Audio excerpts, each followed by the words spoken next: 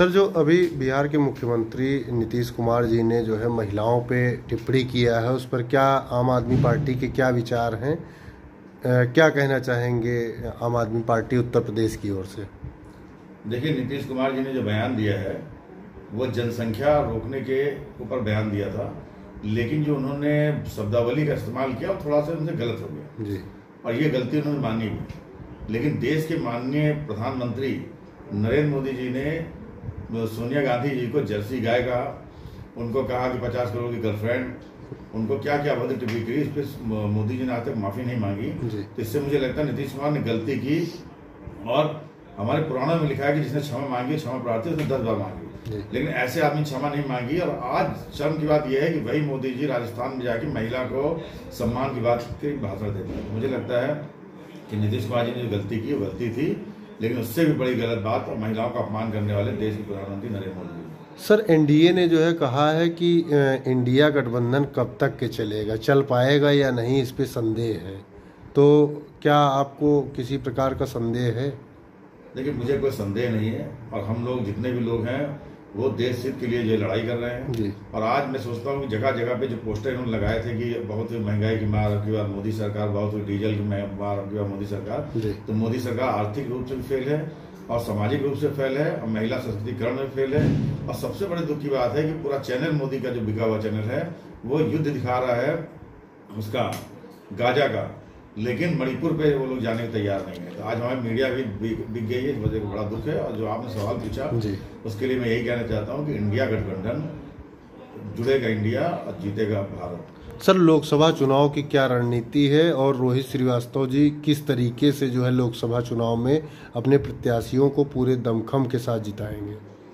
देखिए, ये तो शीर्ष नेतृत्व तय करेगा, क्योंकि अभी हमारा जो गठबंधन है वो सारे इंडिया गठबंधन है जी। तो इसमें सपा से भी है, बाकी सारी पार्टियों से है, तो जो पार्टी का शीर्ष नेतृत्व तय करेगा उसके लिए। तो सर, प्रदेश उपाध्यक्ष रहे, अहम भूमिका में रहे और बड़ी जिम्मेदारी आज भी आपके पास में है और काफ़ी विधानसभा क्षेत्रों में या लोकसभा क्षेत्रों में वर्चस्व है, तो उसको लेकर के कैसे क्या रणनीति बनाई है? गठबंधन के साथ जो भी प्रत्याशी उतरेगा उसको तन मन धन से लड़ाया जाएगा और उम्मीद करते हैं कि कुछ ना कुछ अब की परिवर्तन होगा। सर, दिवाली के अवसर पर क्या अपील करना चाहेंगे क्षेत्रवासियों से?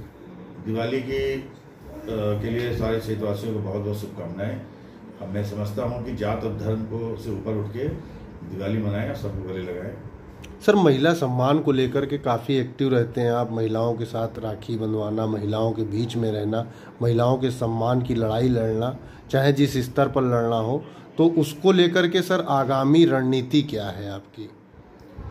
देखिए, महिलाओं के लिए सबसे पहले तो मैं गांव में जाता हूं जहां महिलाएं, हमारे देश की जो युवा पीढ़ी है, लड़कियां कभी खेत में काम कर रही हैं, पढ़ाई भी उतनी अच्छी नहीं है, तो मैंने मोहनलालगंज में ऐसी बेटियों के लिए एक स्कूल बना रहा हूँ ऑलमाइटी के नाम से, जिसमें कक्षा 1 से लेकर 12वीं तक उन लड़कियों को फ्री पढ़ाएंगे। और उसमें जो डिसेबल गर्ल्स हैं उनको अलग से जो है कुछ सुविधा दी जाएगी, दवाई की सुविधा दी जाएगी, क्योंकि मैं देखता हूँ कि जब लड़कियाँ शरीर से डिसेबल हो जाती हैं जी, किसी की आँख में कोई प्रॉब्लम है, किसी के चेहरे में कोई प्रॉब्लम है, तो गांव जैसे एरिया में जहाँ ज्ञान कम है उनको बिल्कुल किनारे समझ लिया जाता है कि इनकी कोई शादी भी नहीं होगी, इनको कोई पसंद भी नहीं करेगा, ये घर का काम करने के लिए रह जाएंगी।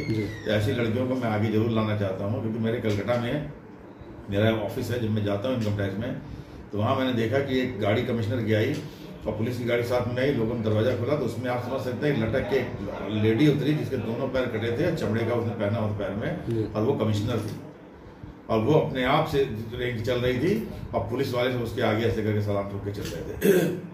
तो ये शिक्षा की बात है। और हमने देखा है जिस बेटी के पास जिनके माँ बाप का पैसा नहीं होता, वो लड़कियां 90% वो लड़कियां शोषण का शिकार बन जाती हैं। सर, सामाजिक सेवा काफ़ी मोहनलालगंज क्षेत्र में आपने किया है, आगामी लोकसभा चुनाव में क्या रणनीति रहेगी? यदि आपकी आम आदमी पार्टी को ये सीट मिलती है तो कैसे उसको जो है मतलब क्या किस तैयारियों से उसको जिताएंगे? देखिए, सीट आम आदमी पार्टी को मिलती है, किसी को मिलती है जी, लेकिन इस सीट पे किसी के खिलाफ कोई प्रचार नहीं कर रहा। मैं सिर्फ ये कह रहा हूँ कि वोट केवल विकास पे होना चाहिए, क्योंकि आज विकास की धारा बहुत उठ गई है, बेरोजगारी दर बिल्कुल बढ़ गई है जी।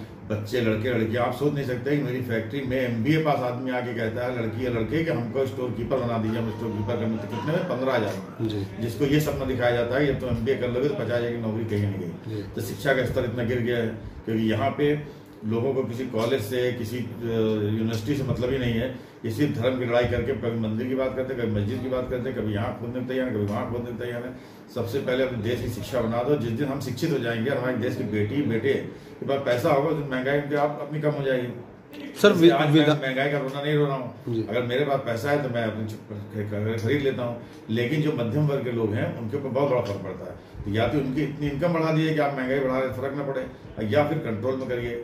आज पूरा देश को 80 करोड़ जनता को मोदी जी खुद रिजल्ट देते हैं कि 5 किलो राशन पे जिंदा है। अगर हमारे देश आज़ादी के 75 साल बाद 5 किलो राशन पे चल रहा है तो बहुत शर्म की बात है। केवल बीजेपी के लिए नहीं, पीछे की जितनी सरकारें थी, जो जिनका हाथ है, उन सब के लिए शर्म की बात है। और आज हमारा देश, जो 2014 में कंगना जी कहती थी कि आज़ादी मिली है, लेकिन वाकई में कांग्रेस आज जो भी कुछ दिखाई पड़ा सब कांग्रेस का दिया हुआ। सर, विधानसभा चुनाव आप लड़े, कहीं ना कहीं क्या कमी रह गई? क्या वास्तव में आज भी ग्लैमर का चुनाव होता है? नहीं, देखिए, विधानसभा चुनाव में लड़ा, उसमें सबसे बड़ी बात है कि आज भी जनता केवल चुनाव चिन्ह पे वोट डालती है जी।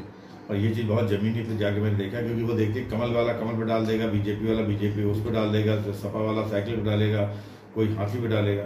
वो ये नहीं सोचता कि हमारा प्रत्याशी क्रिमिनल है, कि पढ़ा लिखा इंसान है, कि समाज सेवी है। और जिस दिन जनता के अंदर से ये सारी भावना हटेगी, वो अच्छे प्रत्याशी को देगी, मैं सही में कहता हूँ उसका भविष्य उसी दिन से बदलेगा।